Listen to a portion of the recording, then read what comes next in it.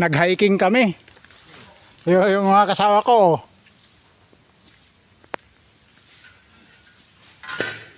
Nasaan na sila? Yan, sa likod. Dito na kami!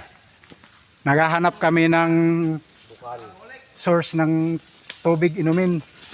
Dito kami sa ilalim ng kakahuyan. Gubat, ilalim ng gubat. Woo! Mag-vlog ka pa. Nakakabantog! Minom ako na. Saan pa yung dalaway? Naging orange yung sinalok ko sa tubig. Oo.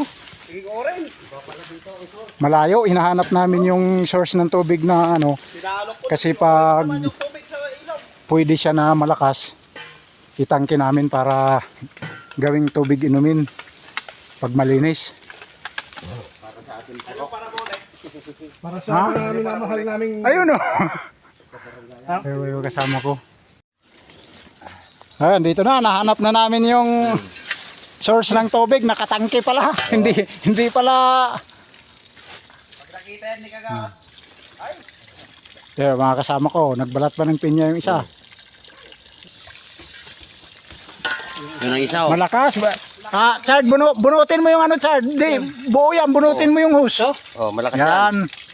Oh, Oh, yan. Oh. lakas talaga. Malaking kabuti daw, sabi ni... Yun, oh, pati yung nakadikit. Yung kabuti. Ah, malaking uong daw, oh, sabi ni Kapitan. Uong. Ay, yung puson, baka makita. Oh, tago, tago. Okay, pag isang linggo na yun. Ay, maganda. Ang tubig na yan, ah. May waga talaga. Tinitingnan namin kung pwedeng inumin tong tubig na to kasi tangkihin namin ng ano, malaki para mapakinabangan ng buong barangay. Barangay Tagay. Ay.